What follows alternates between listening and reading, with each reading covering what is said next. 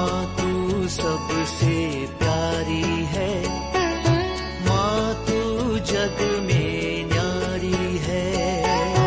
माँ तू सबसे प्यारी है, माँ तू जग में न्यारी है। अपने आंचल में रखना, अपने आंचल में रखना। हमें वरदानों से भरना। माँ तू सबसे प्यारी है, माँ तू जग में न्यारी है। माँ तू सबसे प्यारी है, माँ तू जग में न्यारी है। पिता, पुत्र और पवित्र आत्मा के नाम पर आमीन। आप सबों को जय यीशु। हम लोग आज नाहुम का ग्रंथ के विषय में पढ़ेंगे। नाहुम के ग्रंथ के अंदर केवल 3 छोटे छोटे अध्याय हैं। नाहुम जो नबी है, असीरिया देश खत्म हुआ, उस खुशी को घोषणा करने वाले व्यक्ति है। जो शत्रुओं का, जो शत्रु देश खत्म होना, इस पर खुशी के विषय में इस्राएल को बताने वाला व्यक्ति है नाहुम। ये कैसे असीरिया खत्म हुआ, मैंने जो मीका के क्लास के अंदर बता करके दिया था।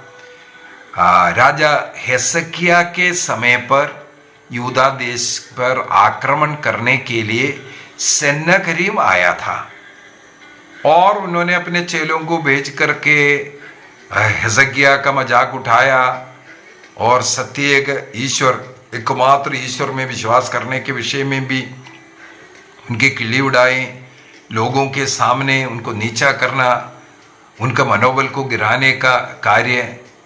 तब हेजकिय्याह ने नबी इस्यास से पता किया हमें क्या करना चाहिए। तब नबी इस्यास भविष्यवाणी करते हुए कहते हैं, आपको डरने की जरूरत नहीं, ईश्वर ही राजा है, ईश्वर लड़ाई लड़ेगा, तो इसलिए डरने की जरूरत नहीं। उनको सांत्वना दिया और उस रात्रि में हम लोगों ने मनन चिंतन किया था। 1,85,000 लोग जो असीरिया के जो सेना है आपस में लड़ करके मरते हैं। यह देख करके सन्नाकरीम अपने देश में फिर वापस जाते हैं। यूदा देश के साथ लड़ने के लिए नहीं रुका और वापस जाते वक्त वहां पहुंचने के बाद क्या हुआ, उनके ही 2 पुत्रों ने इनका वध किया, सन्नाकरीम का वध किया। वो पुत्र तो वहां से भागा, लेकिन उनका एक तीसरा पुत्र है यसारहदन, वो असीरिया का राजा बना, निनवे का राजा बनकर रहा। और ये यसारहदन मिस्र देश के ऊपर आक्रमण करने के लिए एक बार तो थोड़ा सा भाग मेम्फिस प्रदेश उसने असीरिया के साथ मिला लिया था, लेकिन फरो ने लड़कर के वापस मेम्फिस अपने देश से जोड़ दिया। तब यसारहदन फिर से लड़ने के लिए गया, उस रास्ते में ही उनका मृत्यु होता है। उनके मृत्यु के बाद उनका पुत्र फिर असीरिया का राजा बना, निनवे उसका राजधानी है, और वो बिल्कुल काम करने वाला नहीं है, बिल्कुल आराम करने वाला, सोने वाला व्यक्ति, और वो कोई काम देश के लिए करना नहीं चाहते, राजा तो बना। इसलिए धीरे धीरे उसने असीरिया की शक्ति को कमजोर बनाता गया। ये राजा जब कमजोर है, आराम करना चाहते हैं, कुछ लड़ना या अपने देश को और शक्तिशाली बनाना नहीं चाह रहा था, इनके कारण असीरिया देश कमजोर होने लगे।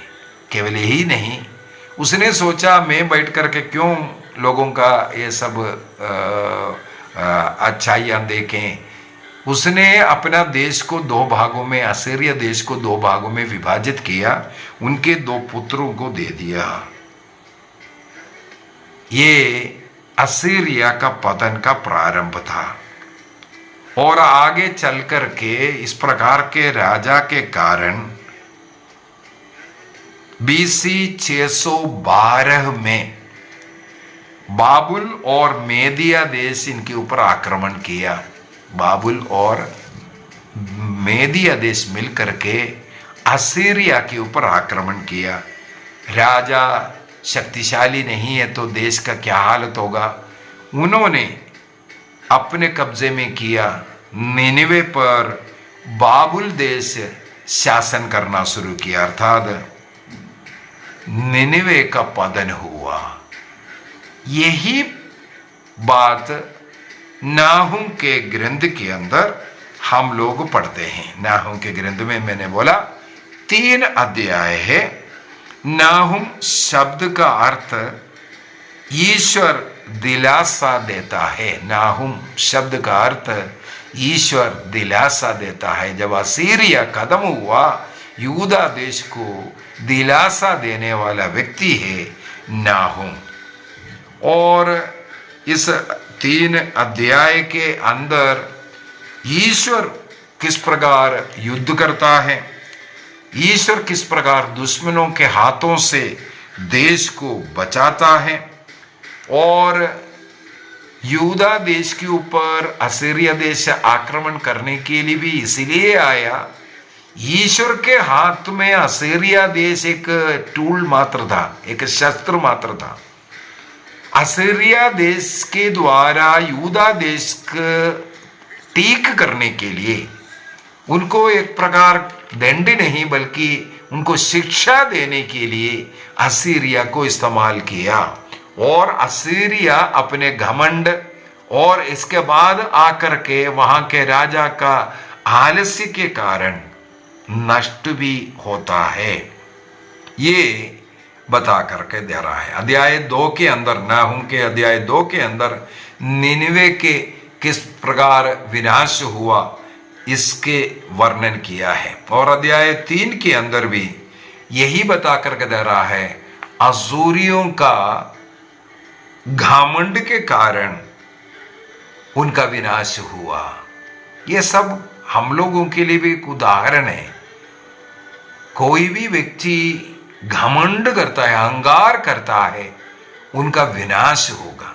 चाहे किसी देश को क्यों ना हो, देश के राजा लोग क्यों ना हो। असीरिया का पतन इस यहूदी लोगों के लिए, इस्राएल अभी नहीं रह गया, यहूदी लोगों के लिए खुशी की बात है और इससे सीखना है। ये नाहुम के जो 3 अध्याय है उसके अंदर बता करके दे रहा है। और इस प्रकार का निष्कर्ष निकाल सकता है कि ईश्वर अपनी प्रजा को घोर से घोर संकट क्यों ना हो उससे बचा लेता है। शत्रु को टिकने नहीं देता है कभी। इसी वजह से सत्य ईश्वर के साथ जुड़ करके जीवन जीना है। उनको अपना राजा और सर्वस्व मान करके जीवन जीना है। उस सत्य ईश्वर को छोड़ करके किसी ईश्वर के शरण में नहीं जाना, ये सब नाहुम के द्वारा बता करके दे रहा है।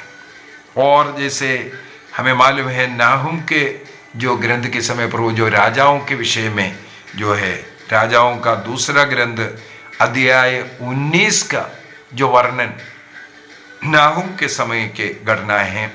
और उसी प्रकार नबी इसहाक का ग्रंथ अध्याय 37 में हम लोग को ये सब पढ़ने के लिए मिलता है। और नाहुम का जीवन काल कहा जाता है 623 से 612 तक, BC 623 से 612 तक रहा। और वो मुख्यतः निनवे के विनाश के विषय में भविष्यवाणी कर करके दिया। आइए हम अपने आंखें बंद करें, प्रभु को धन्यवाद देंगे। आज हम लोगों ने नाहुम के विषय में, उस ग्रंथ के विषय में सीखा, किस प्रकार ईश्वर ने निनवे का विनाश अर्थात असीरिया का विनाश किया। जिस प्रकार हिजकिय्याह राजा के समय पर उनके ऊपर आक्रमण करने के लिए, यूदा देश के ऊपर आक्रमण करने के लिए आना और वहां से उनका पराजय शुरू होना। और हम लोगों ने देखा है उस समय पर उनके राजा इतना घमंडी था, उस घमंड के कारण आगे चल करके उस देश का विनाश भी हो रहा है। सन्नकरीब उस समय पर केवल राजा हिजकिय्याह का नहीं बल्कि ईश्वर का निंदा भी किया। कई बार हम लोग ऐसे ऐसे गलती करते हैं। सन्नकरीब जैसे चर्च के जो शिक्षा है उसकी किल्ली उड़ाना, जैसे कई लोग पवित्र मिस्सा बलिदान के विरुद्ध बोलते हैं, माता मरियम के विरुद्ध में बोलते हैं, कैथोलिक चर्च के टीचिंग के खिलाफ बोलते हैं। यही कार्य सन्नकरीब ने हिजकिय्याह के साथ किया। हिजकिय्याह पूर्ण रूप से ईश्वर से परामर्श करते हैं, नबी इसहाक के द्वारा ईश्वर पर भरोसा किया। इस प्रकार हम लोग देखते हैं आगे धीरे धीरे असीरिया देश नष्ट हुआ। हमें इस प्रकार के पाप से दूर रहना है। ईश्वर संबंधी बातों में कई हमें सतर्कता बरतने की जरूरत है। ईश्वर ने जिन्हें अधिकार दिया उस अधिकारी के अधीन रहना और उस सत्य कलीसिया जो शिक्षा दे रहा है उस शिक्षाओं के अनुसार जीना, हमारी बुद्धि, हमारी घमंड, हमारी शक्ति पर नहीं, बल्कि जिस प्रकार हिजकिय्याह ने ईश्वर पर भरोसा किया, इस कारण आज असीरिया नष्ट हुआ। ईश्वर ने असीरिया को इस्तेमाल किया इस्राएल के विनाश के लिए और यूदा देश को वार्निंग देने के लिए, पापों से सुधरने का उनका रोल खत्म हुआ। इसके बाद वो देश समाप्त होता है। ये सब हमें यही बता करके दे रहा है हमें कितना ईमानदारी के साथ प्रभु का अनुसरण करने की जरूरत है, अनुकरण करने की जरूरत है। इसके लिए प्रभु हम सबों को आशीष दे।